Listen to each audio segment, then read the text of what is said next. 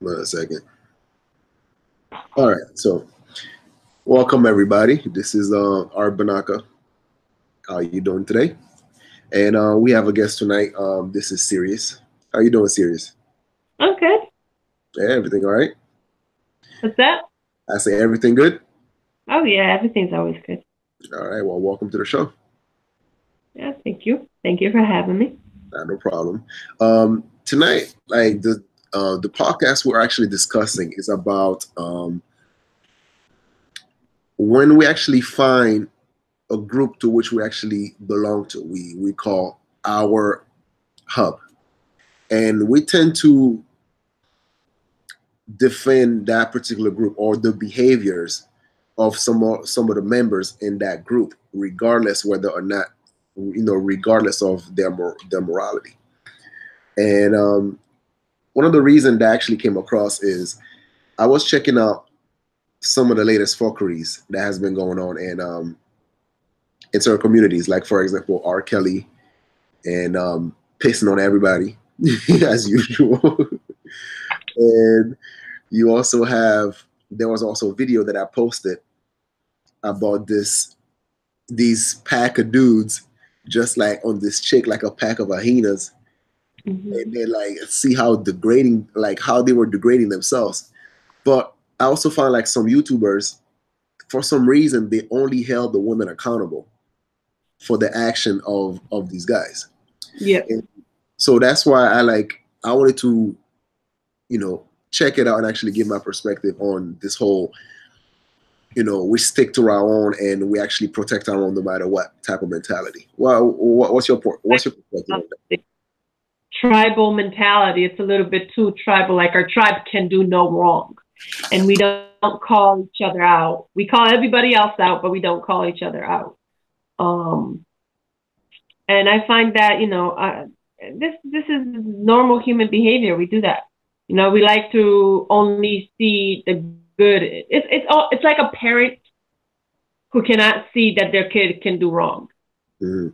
We both parents like that. Oh, that couldn't possibly have been my child. My child doesn't do those kind of things. My child is an angel, which is a whole lot of bullshit. Mhm. You know?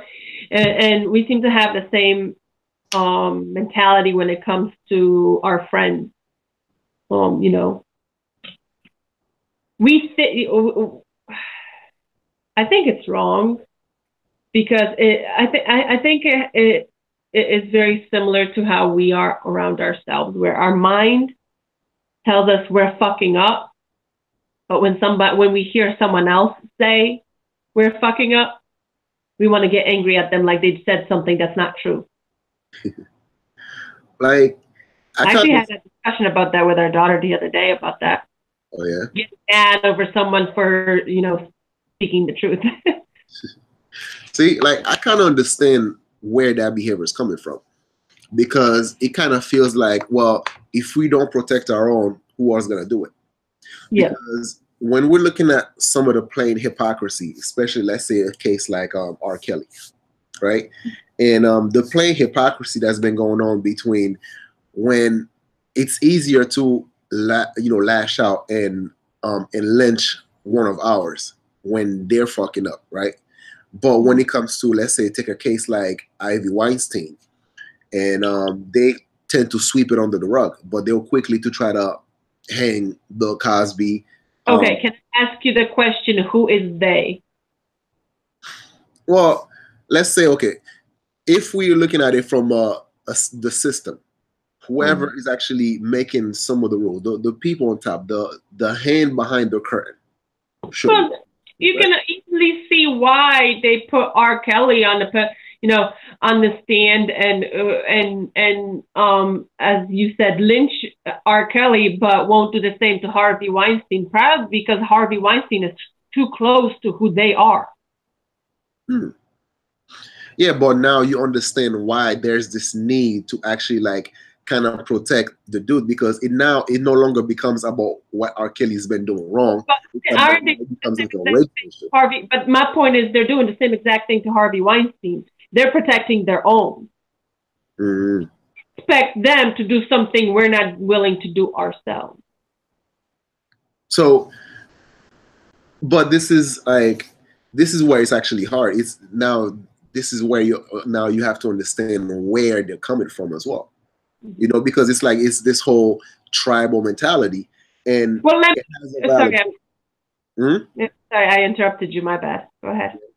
No. I mean, like, so it's like I do understand where some of these defenses are coming from, you know, and especially like I don't remember which live stream I was listening to, and one of the guy was saying that it's not that he agrees with R. Kelly, but the thing about it, like, way too many black men is being, you know, trampled all the fucking time by the women, by, you know, the white people, and by so on and so forth.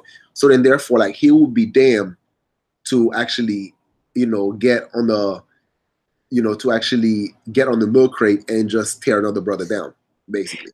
Here's the problem with this. Everybody knew how R. Kelly is. Why didn't he get sorted out until the white people got involved and pointed it out? Why is it that it required a white person to say something needs to be done with R. Kelly because he is really tearing your community down? He's not doing this to white women. Right? He's not doing this to white women. He's doing it to black women. So he's doing it to your community. Why isn't the community turning around? Why didn't, let's say, the black men who already knew how R. Kelly was, why didn't they turn around and deal with him before it got to where it got? Before the women had to start saying something. Before the, you know, that's the point, is we are so busy defending our own that we don't do anything about it until someone else points it out. Well, I also have to point out that, someone else points it out, we don't want to do anything about it because why y'all tearing us down? but hold on a second. Like, I also want to point out though, even though the lynching might come from, like, let's say the white aspect of the justice system, but they are using people that looks like R. Kelly to do the lynching. Yeah. You know? Yeah.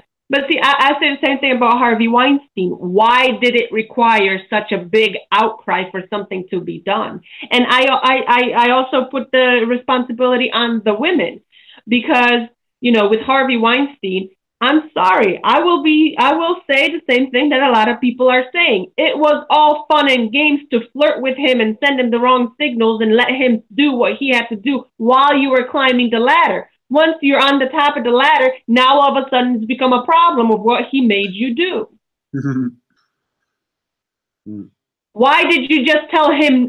Why didn't you just tell him no? And the reason I say why didn't you tell him no is because I know a lot of women will be like, well, we tried. Okay, then why were you photographed after the fact with smiling and hugging him, smiling next to him, giving him praise in award shows? That's not him convincing you to do these things. You did it because you knew you were going to get the money, which is the same thing that the women are doing for R. Kelly. They know that he's going to support them. They know that they're going to get money from him. So that's why they go with him no matter what the behavior. Now, the question is, what gives women the mentality to believe that that's what they need to do in order to gain income? That's something that needs to be addressed with women. And I know a lot of people don't like to do it because tribal mentality. We're too busy protecting our own and pointing fingers at everybody else to look ourselves in the mirror and say, why did we allow this behavior to occur? The only person I can control is myself. So if I'm caught in a bad situation, then I have to get myself out. I cannot beg somebody else to get me out of it. So I have to look at myself and say, what do I have to do to get myself out of this situation? And if I get myself out of this situation, then the question is, what can I change about myself to not put myself in this situation again? See, one of the things that actually I notice with most people is this mentality of I either want less corruption or more chance to participate in it. And it's all great when you are the beneficiary of certain actions. Like, for example, if a mother won't have any problem with his son selling with her son selling dope, as long as she gets to benefit from the dope dealing. But until her son gets shot or her son get locked up, then all of a sudden she becomes that victim. She becomes, you know, she takes part in the march, or free my son, or, you know, all this shit's happening. So It's the same thing with a lot of these people. They're more than happy to take part of that corruption. Mm-hmm. You know, and then when the ship starts to sink, like for example, when it comes to R. Kelly, when the ship starts to sink, when he's in a position to which now he cannot provide the same type of benefit he used to do for his surrounding, then everybody starts to slowly chip away, and then now you have this fucking thing in Lifetime, Surviving R. Kelly. All these were former associate of R. Kelly. You telling me Mm-hmm. that you have the courage back then to do so? And this Yeah. is the hypocrisy that like we have to point it out. Yes, R. Kelly is a monster. Yes, that is true, but we also have to point it out.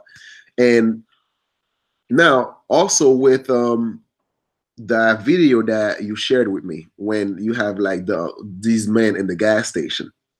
Mm-hmm. You know, so what's your thought on that matter? Because I saw you commented on the video below, and you mentioned something. So what's your thought on that matter? What do you think? Well, you have to ask me a little bit more specific what you mean, because All right. So what I mean by this is like from my assessment, you mm-hmm. have a group of thirsty ass dude. You know, Mm-hmm. pretty much like on the borderline of harassment. But No, not the borderline of harassment. That was harassment. yeah, but when you're looking at the woman's behavior, Mm-hmm. and it's like it's at the same time, you know, I mean, she even though she looks uncomfortable as fuck, but at the same time, she was still smiling in the whole process. So it kind of feels like, is she used to this, or is it like, you know, what role does she play in that situation? Let me give you an example. When you're at a funeral, some people cry, some people smile and laugh. They're not laughing and smiling because the person is dead. They're laughing and smiling because they're uncertain of how to react. Mm. So when you look at the woman and you see her smiling, it doesn't mean it's automatically she's laughing because she's having a good time. Take for example, sometimes like when we're in an argument and I'm yelling and screeching and shouting at you, right? Yep. You're smiling and you laugh. Mm. And smile. Is it because you think it's so funny, or is it because you're not sure how to respond? So your go-to response is the laugh and the smile. Yeah. Well, usually that time I'm actually laughing at the situation and how I'm actually planning a revenge in my head. So I see where you're coming from, but have you also taken into consideration the difference in culture? Yes, but the thing that people don't realize is a lot of our automatic responses that we don't control is not culture as much as it is um, emotions. A lot of emotions are expressed very similarly. Some are just more extreme, some are less extreme, but we have a natural human dialect that most people don't pay attention to, and that is body language. Mm. And that doesn't differ from culture to culture. All right. So if you're paying attention and you're simply paying attention to a facial expression that someone's emitting and not paying attention to all the other factors that go into play, you are missing 90% of the conversation. Because on the video that I made, I've actually my focus was not really on her, because I see I see women as in like they take the shape of the container which you place them in. So if a woman, if that's the type of behavior she's used to in the hood all the time, then she had find her way of dealing with that type of harassment, whether it's like through try to joke her way out of it, or maybe a fit of anger to let them to back off and all that shit. So She won't be angry in a group when there is 5 or more men. mm, It won't. The anger won't come unless she knows the men. Because there always comes a risk assessment. Most people don't take that into consideration, but everybody who is in whatever situation you are in, your mind instantly goes through a subconscious risk assessment. If there is a risk of violence or danger to your physical body, you will take that into consideration even if you don't think about it. mm, I understand that part, but also this where I have to play the devil's advocate. When it comes to a risk assessment, a lot of time when there's it depends on the amount of level of danger, you always gonna have the fight or flight reaction. Yeah. You know, so It really depends on the patterns that you're used to. So that's why I said the anger would come if she knew the men. So everybody who says she's used to it because that's her hood, those are the people she's around. It really depends. Does I don't think she knew those men. I don't think she's used to being around those kind of men. That's why she reacted the way she has. That's why she didn't snap or call them names because she's not used to them. That's why there is a difference how I talk to you and how I talk to a person I just met. Yeah. Well, I mean, with the last part you said, I kind of disagree with you because it's like it's hard. I put it this way: I don't want to make her the focus of that conversation because regardless of whether or not she knew them, right? That was an uncomfortable position. We can both agree to that. That was an uncomfortable position when you have like a group of dudes acting like a pack of hyena and shit like that, and then it's just the desperate situation, like the way they plays himself. And to me, like if it looks like, all right, and what level of responsibility are we actually gonna hold on to these motherfuckers because they are a representation. They are also a representation of black people. We can hold both to account, right? We can hold the men to account in the sense where, you know, they're not acting like grown men. They're not acting like the men their age, you know? And then we could point out the fact that, you know, a woman maybe shouldn't feel comfortable going into a public area alone. I mean, in this day and age, that argument doesn't really fly, but we can totally use that argument, you know? We could assess different situations, but I think in this situation, the men's behavior is completely out of line. Completely out of line. I would, if that, okay, let me explain it this way. If that was my 15, 16-year-old son, 15, 16, in the heat of his puberty, right? When men just, what? I would have whooped his ass. Well, that's what I'm saying. You know, 15, 16-year-old boys are just experimenting with their sexuality. They're just coming out. So they're the ones that have the hardest time to control their urges. If he was one in that group and I found out about it, whether there was a recording of it or not, I would have whooped his ass. And I would have let him know, you do not behave that way. That is disrespectful towards yourself. Yeah, but see, when we were looking at the video or shit like that, like these weren't like little 15, 16-year-old. They were like grown men, like 15, 16-year-olds. That's what I'm saying. They're grown men. And my 15, 16-year-old son wouldn't even behave that way because I would have taught him better. So whatever happened to those men to cause them to behave that way, and the reason that video is so scary is because they're men from different families. Men, okay? I'm not referring to men as in they're behaving like a man, but their age. They're what, in their late 20s from the sounds of it? Yeah, mid-20s. Some of them late 30s. I mean, late 20s. Mid to late 20s, definitely. That's my assumption, you know? So to behave that way, so uncontrolled towards, and they didn't look like they were, you know, hungry for pussy because they weren't getting none. Right? So this behavior is fully, completely uncontrolled sexual desire. See, that's a man behavior. That's something that a 15, 16-year-old can't do. He can't control his own desires. And men not being able to call that out and notice it and saying, hold on a minute, we would never allow our child to behave that way. Why is a grown man behaving that way? See, that's also the problem that I have. That's also some of the problem that I have with a lot of so-called pro-black YouTubers, especially like pro-black men. You know, and it's like I hate the extreme that I keep coming across when it comes to this whole YouTube atmosphere. It's either like you hold, you know, the men no accountability whatsoever, and all the blame's on the women, or you just kiss the woman's ass all the fucking time, and then put all the blame on the men. So it's like, where the fuck is the balance? Well, that's what I'm saying. There should be a balance. You should be able to praise the ones that are doing exactly what you think a man is supposed to do, and point out the hypocrisy, and point out the faulty behaviors in the ones that behave in a way you don't want them to do. You can't call them, to use the phrase that they use in the Black manosphere. You can't just call them Pookie and Riri, they're not us. Because the problem is that the rest of the world sees them as those are the representation of you. The reason I say they are the representation of you is because those are the ones that we see all the time.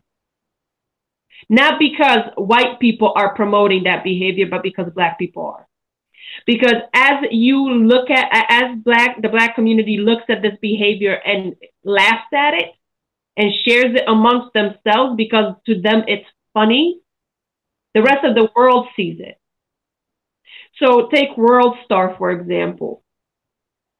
White people aren't recording Black people behaving the way they are and sharing it on World Star. Right? White people aren't the ones behind the camera screaming, World Star! World Star! That's not white people doing that. But white people are looking at it and judging behaviors. So as white people observe, especially those who never have a chance to be around Black people on a daily basis, they look at it and they assume that that is how Black people behave, or that is how Black people want to behave because Black people promote that behavior. What I mean by promote that behavior is you share it all throughout social media. It's very rare to see someone sharing something positive about the Black community, within the Black community. So if you don't call out the bad behavior and you share it because it's funny, then the rest of the world, and I say white people because I'm considered a white person, but I'm assuming I'm speaking for all the other cultures. What happens is people look at it and say, is that how Black people behave? And if they don't have a point of reference, let's say I've known a lot of Black people in my life. So I can look at it and say, well, that's a minority of Black people. But there are white people who don't really have an opportunity to be around Black people. There are other cultures that don't have an opportunity to be around Black people. So when they see it and they see it being promoted by other Black people, they look at it like, okay, so that's how you guys behave. Because they have no other point of reference. And when they do have another point of reference of someone like you or someone like my other friend, the Black community calls them out saying, why are you talking white? Why you act white?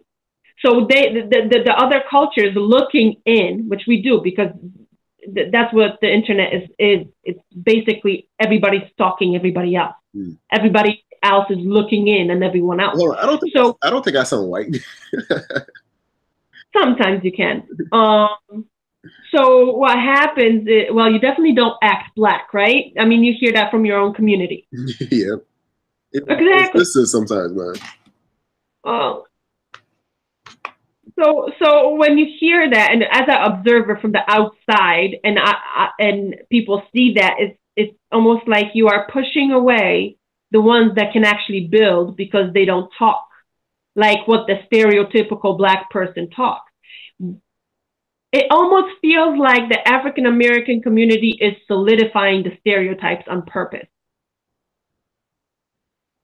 Yeah, so but it is possible, right? I'm sorry for interrupting you, but it is possible that white people might have created the stereotypes through this certain programming that occurred in the past. But right now, white people don't have to do it because you are doing it yourself.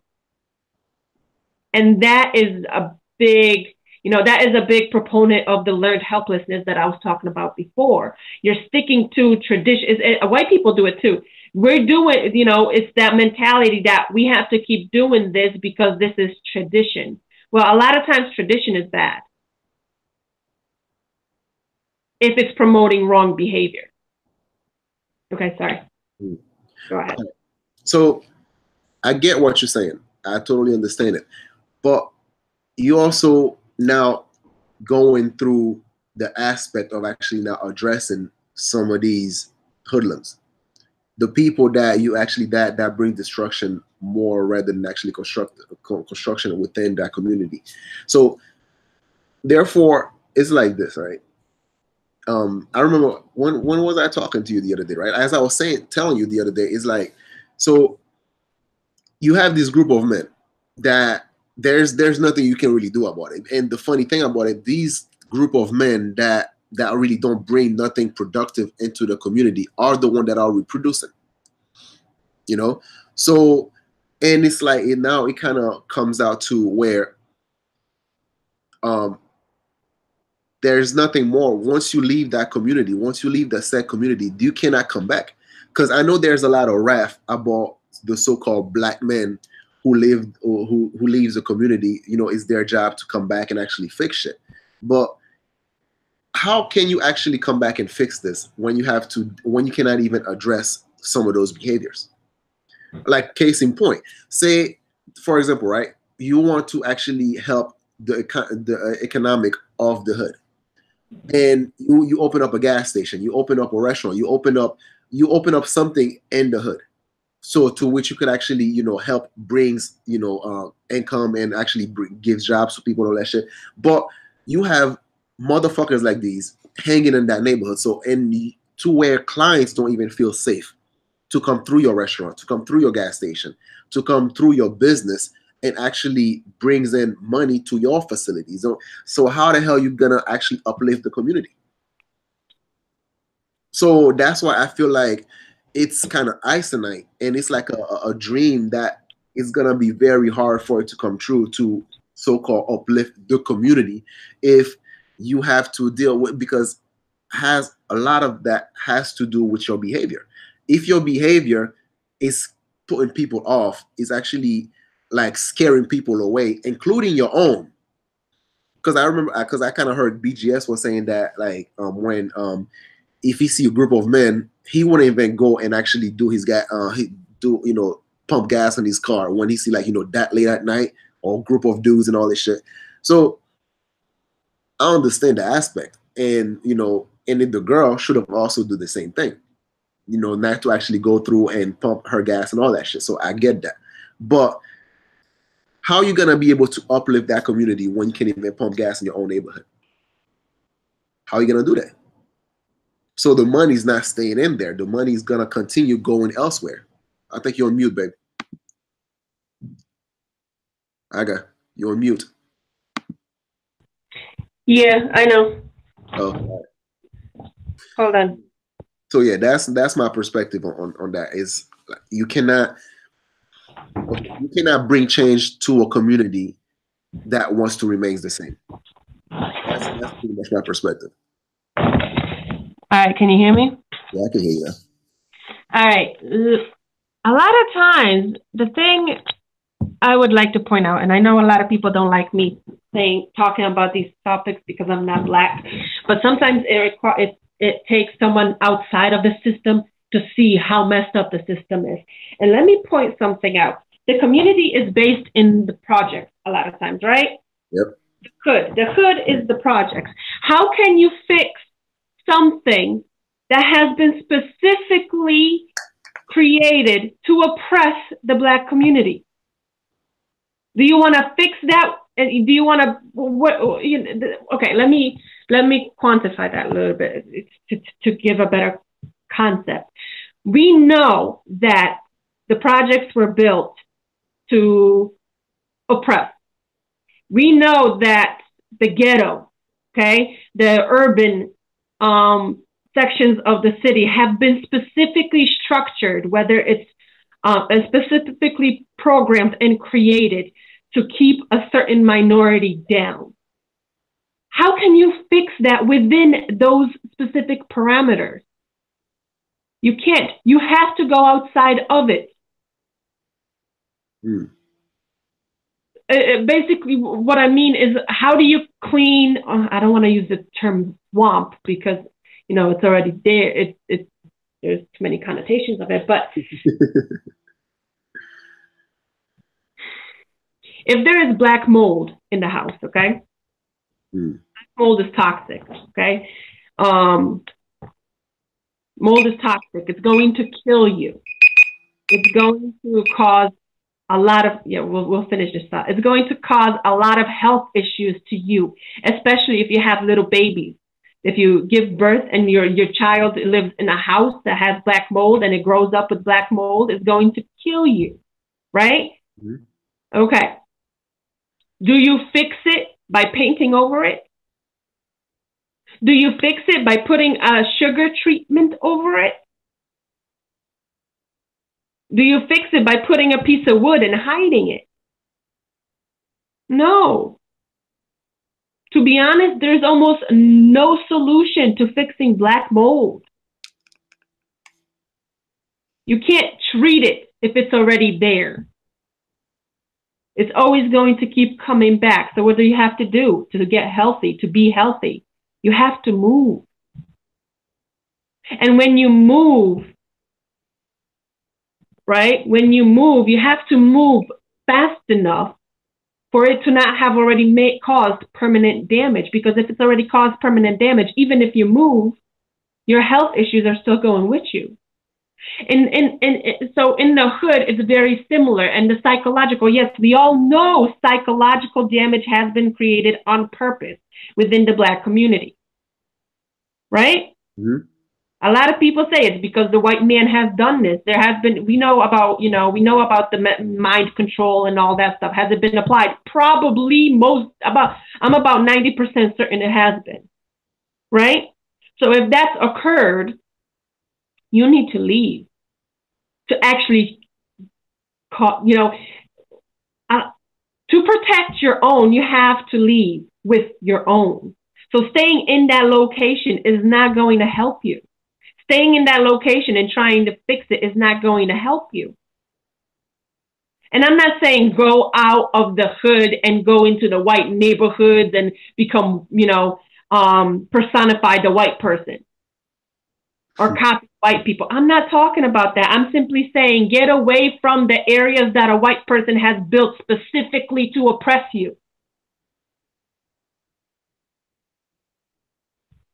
Otherwise, you're just putting a Band-Aid on cancer. See, at the end of the day, it's a mindset. And you have those who are comfortable with dysfunction, and you have those who want to change for the better. And the people that want to change for the better cannot actually remain in that type of environment and thinking that they can actually bring everybody up with them. No, because what happens is, the cancer infects them. It spreads. Like I was talking to Don earlier, right? And I was actually talking to him about this topic, and what I was saying is like you have rednecks, so which is like the equivalent of Pookie and Ray Ray, right?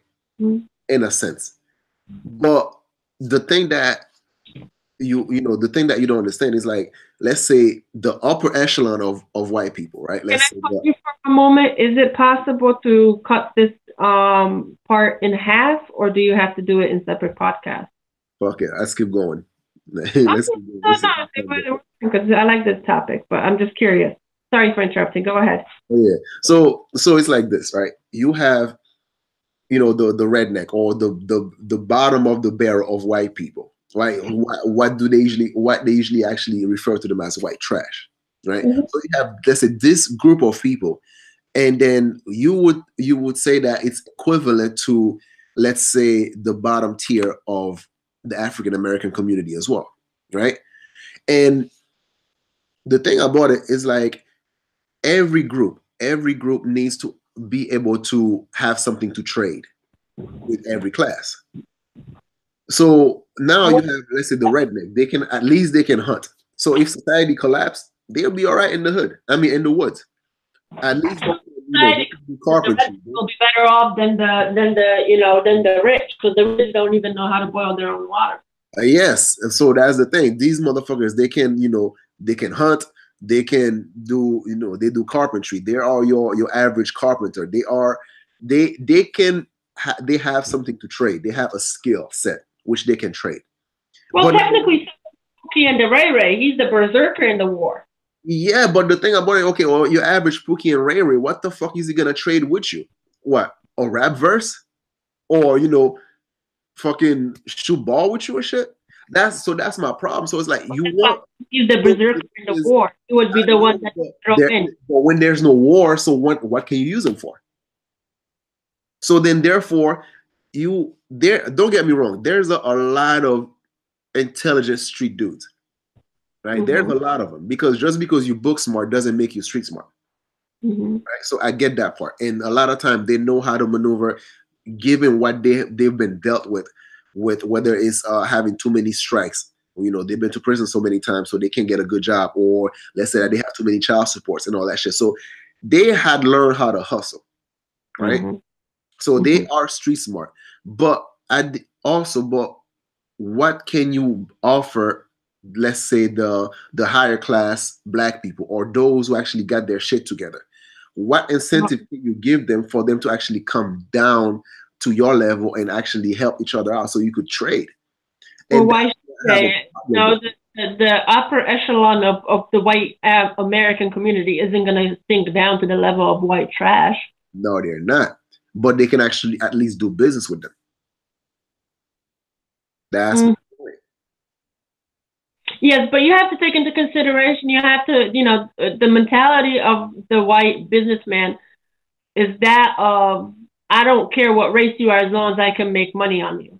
Either on you or with you. Or with you. Yep. That's the only thing they think about. They don't think about anything else. They don't think about how can I help my people up? How can I oppress your people down? About that. It's about if we let, it's okay. It's about competition, right? Especially in capitalism, it's about competition. You have to think about competition. What are you competing with them on?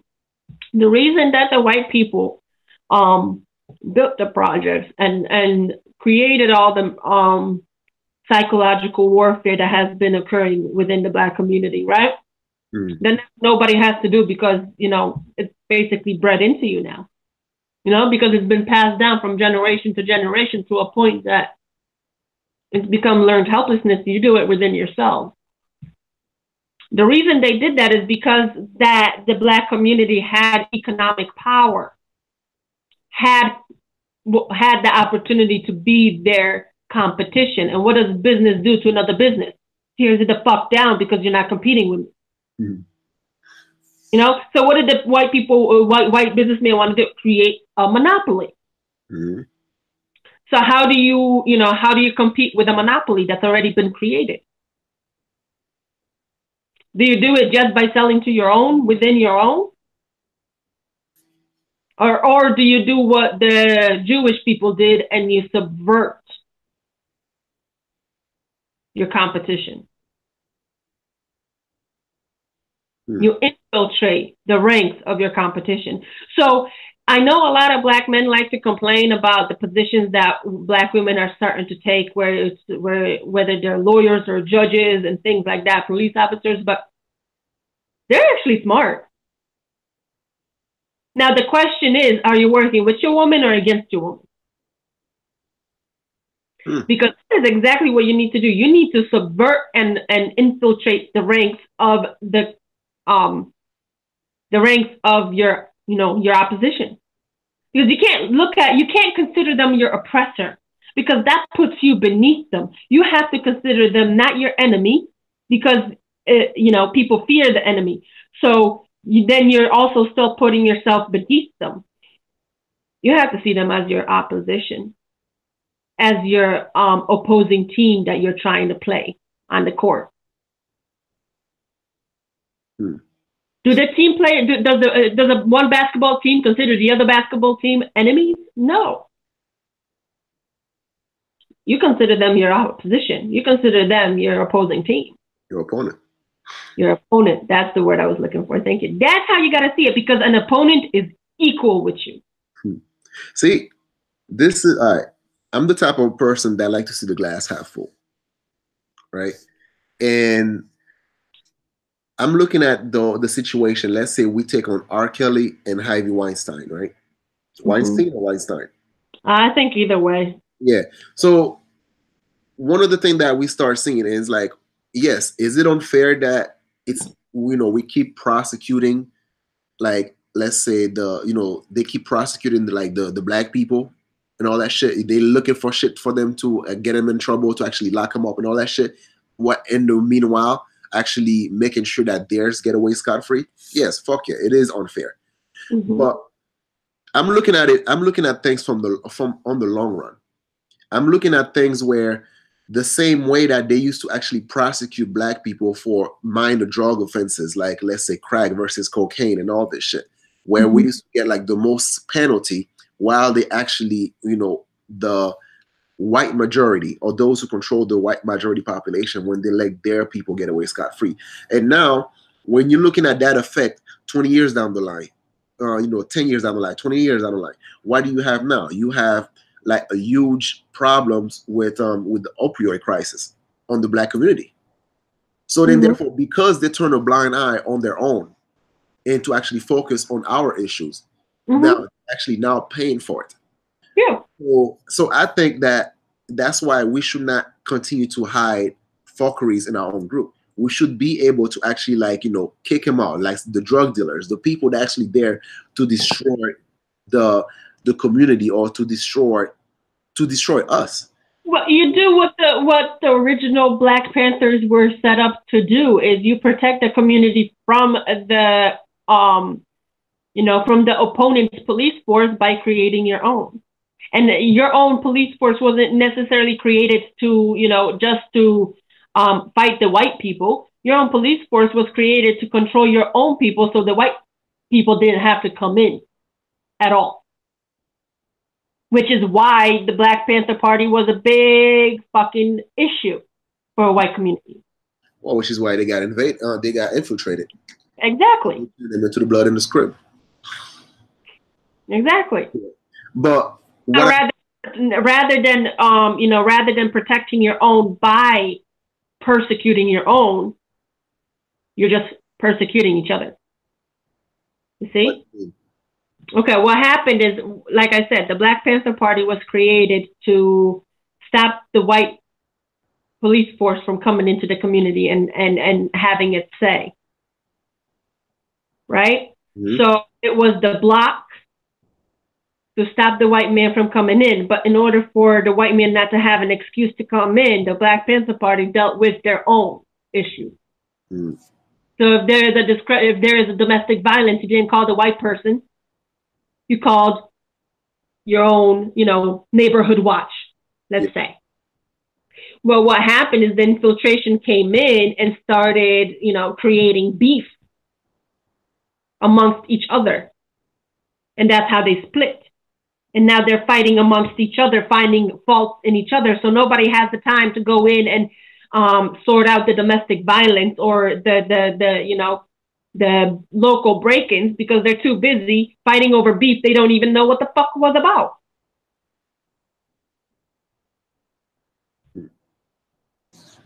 Well,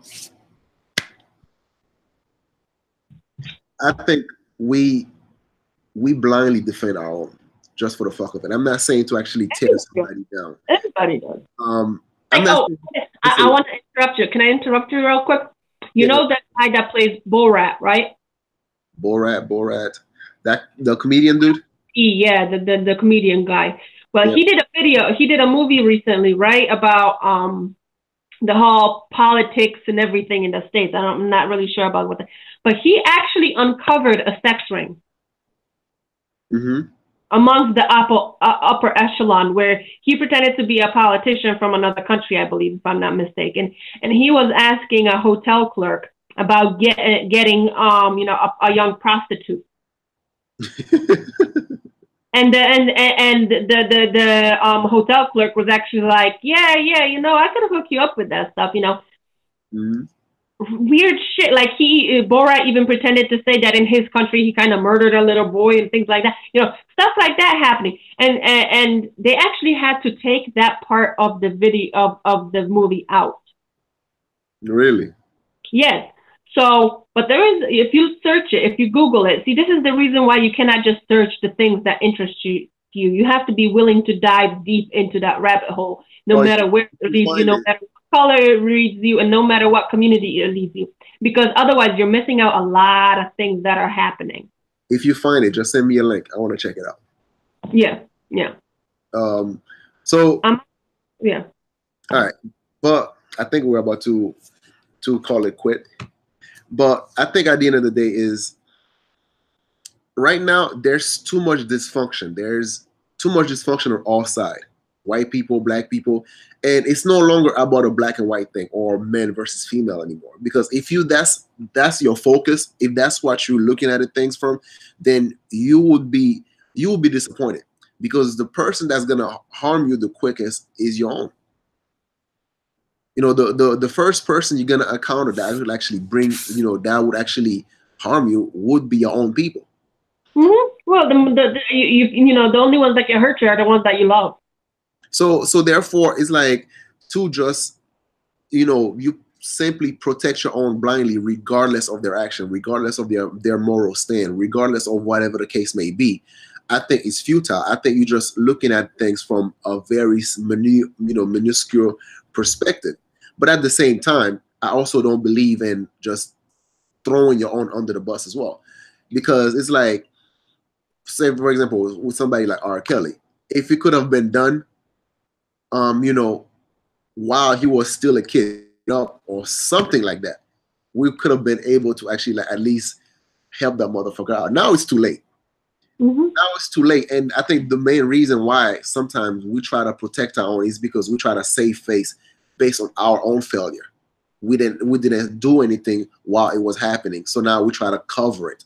We try to protect our own because we don't want to feel the shame of actually being useless and or actually covering the part that which we play in it, in the dysfunction. That's what I think. Masking your own guilt. Yeah. Well, see, this is the thing that a lot of people are talking about. A lot of my female friends, especially from the Black community, have said that if, you know, be careful with the men who are protecting R. Kelly for whatever reason, because those are the men that most likely either have done what he's done or wish they could do what he's done. Mm. And that is a big worry, because there's a lot of that's the idea that a lot of women have. I'm not certain that's the case, because I can understand the defense of that's another Black man whose legacy is being destroyed. But the difference between R. Kelly and Cosby, that nobody knew about Cosby until these allegations came out. Yeah, but see, everybody knew about R. Kelly. Hold on. Everybody knew about R. Kelly. Everybody knew about R. Kelly. And everybody knew about R. Kelly before the Piston video came out because of Aaliyah. Yeah. So why wasn't things done then? Yeah, but see, these women that say things like that as well, though, I can't take them seriously, because a lot of the time they're the one that's bringing their daughters in these concerts. They're the one that try to hook him up with their own daughter. So then therefore they think that if, you know, the daughters in the mention, they at least now have a legs up. You see, a lot of the dysfunction happens on both sides. Both sides are to blame. Look at the family that was doing all the interviews talking about our daughters being brainwashed by R. Kelly, but then it came out that they're the ones who introduced her to R. Kelly and gave her to R. Kelly because he promised to train her vocal cords or some shit. He trained her vocal cord, all right. That's the thing is, you know, there's enough blame to go around. There is enough blame to go around. But, you know, so if you don't want white people to resolve it, then you need to resolve it within your own. Otherwise, you know, that's an issue. That is a huge issue. That's something that needs to be resolved, because I guarantee you it's not just R. Kelly that's doing it. The only reason with R. Kelly it's so prominent is because he's a prominent figure. He's the poster child. Exactly. So if you don't resolve it, it's gonna, you know, and right now it is the Me Too movement. So, you know, it is the era of Me Too. So all these things are coming out, and is it exaggerated a lot of times? Yeah, it is. A lot of times, you know, a lot of times I've seen. I don't know if you've seen this video. There's this video of this lady at the airport who isn't allowed on a flight because, you know, she seems a little bit intoxicated. So she flips out. This one lady flips out at the person behind the desk, screaming, shouting, yelling, screeching as we do, because we've got that screechy voice. Mm-hmm. And she's screaming, "Are you a rapist?" And that's a big problem. Don't call someone a rapist unless that motherfucker raped you, okay? Because you are turning the entire female population into the boy who cried wolf. Ain't nobody gonna believe him when it happens, and it does happen. Well, you have to understand, man. For a while, like women been getting away with a lot of shit, Mm-hmm. and there's this thing though. Like once the pendulum swing the other way, you guys are in deep shit. Oh yeah, because one extreme calls for another extreme, and that whole tribal mentality. I have an issue with women doing the same exact thing.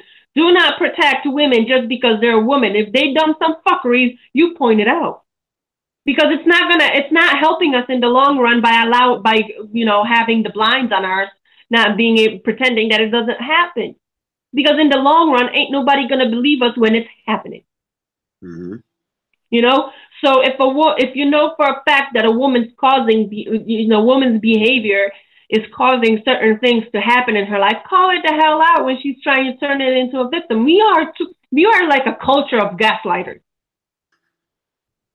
Okay, way too many people are gaslighting narcissists. Okay, and we're not even narcissists. It's almost like we became this for some reason.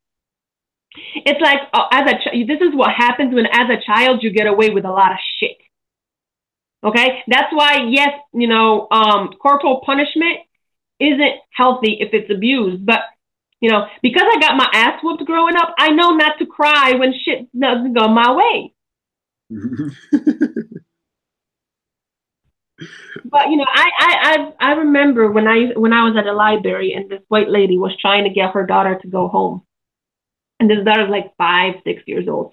And the lady's all nice and quiet. "Oh my God, let's go. We gotta go home. We have to get home because I've got things to do." And the child's like, "You always do this to me. I can't take you anywhere." And it's just like, how is a 5, 6-year-old child saying the things that a parent should say? To parents like this. Yeah. Oh, I dealt with my child a lot different. I just told her, "Listen, in the bathrooms there are no cameras. I'm gonna whoop your ass. Don't make me go to that bathroom with you, because I will whoop your ass if you act up." Because that's the thing. You have to, how is it that it's okay for the police to whoop our kids' ass, but we are not allowed to train them? Hmm. And now we've got this society of victims that are hurt over the littlest things. Oh my God, you looked at me wrong. Call the police! Call the police! Call the police! Because we can't hit nobody, right? But the police can. Or you use the wrong pronoun, or you say the wrong color, and it's ridiculous. Right now, we live in an age where everybody claim that they don't give a fuck, but easily offended. Makes sense. Yeah.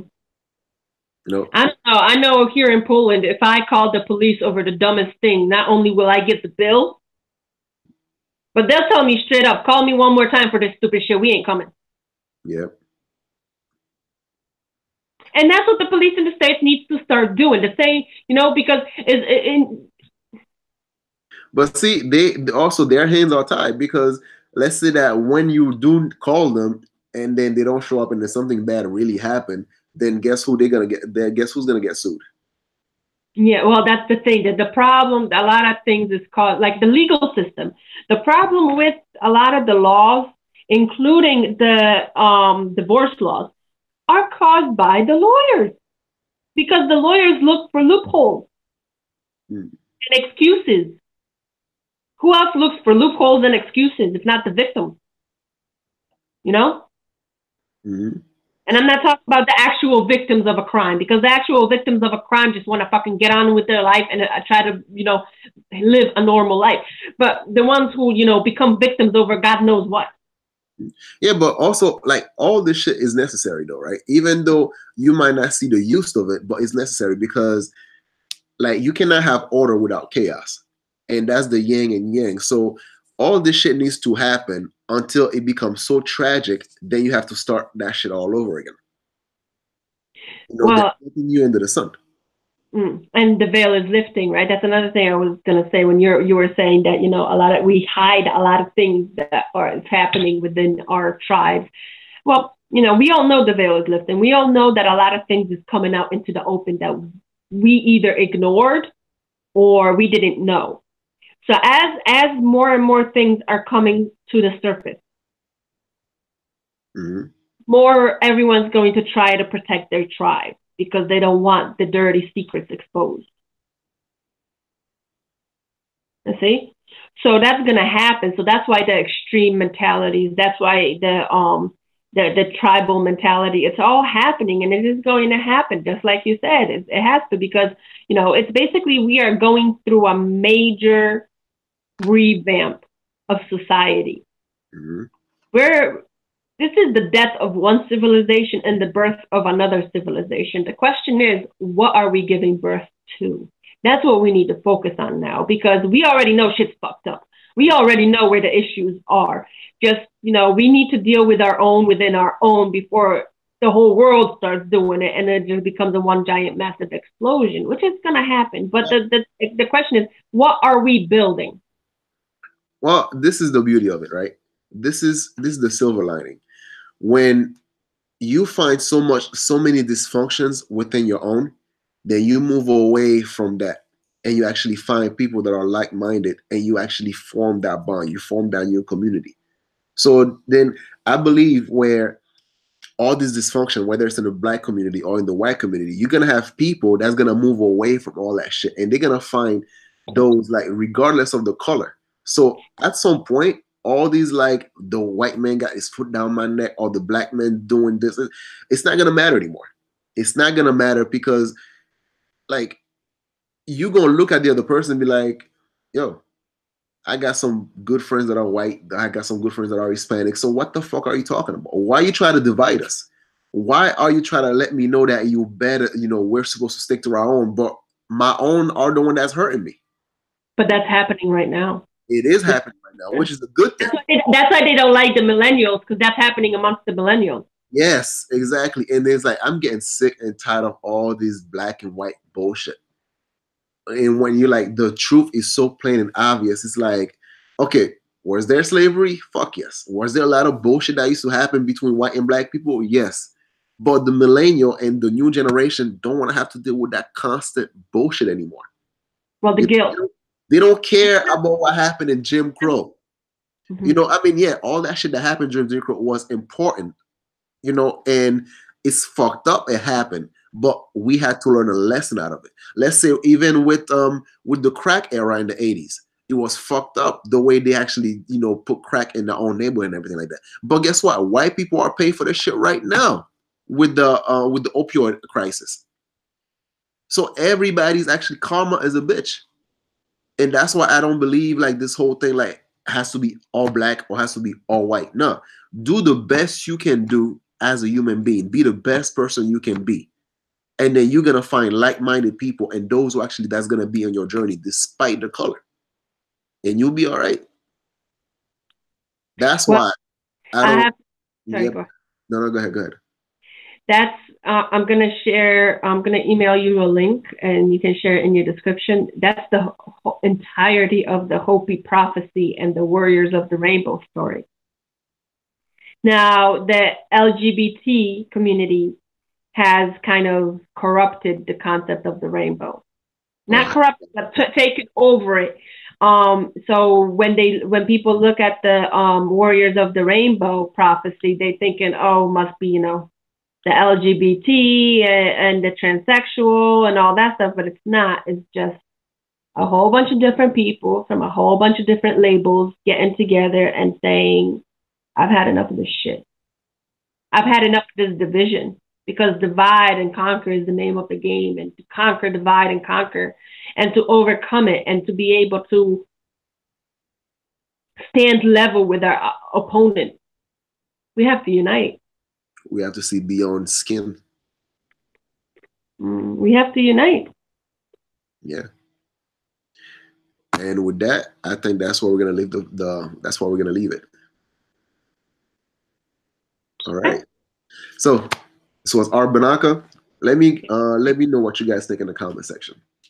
Do you think you should protect your own at all costs, or is there a way you could actually find to reprimand your people without feeling the need that you have to throw them under the bus? And also, who is your people? People all over the planet. Well, this whole concept of I'm going to extend it a little bit more. This whole concept of throwing someone under the bus. Are you really throwing them under the bus when you hold them accountable? No, you're throwing them under the bus when you're giving them to somebody else to deal with. Right? So to throw your own people under the bus would be if you pick up your person and you put them in the hands of the white police and told the white police to deal with them. That's throwing them under the bus, yeah. But if you're dealing with them yourself and you're holding them accountable by yourself and within your own community, that's not throwing them under the bus. That's why, if you go back to the actual tribes in Africa and you go back to, say, Haiti, yeah, is it messed up? It is messed up. But when somebody does something, the community deals with them the way the community sees fit. Is that throwing them under the bus?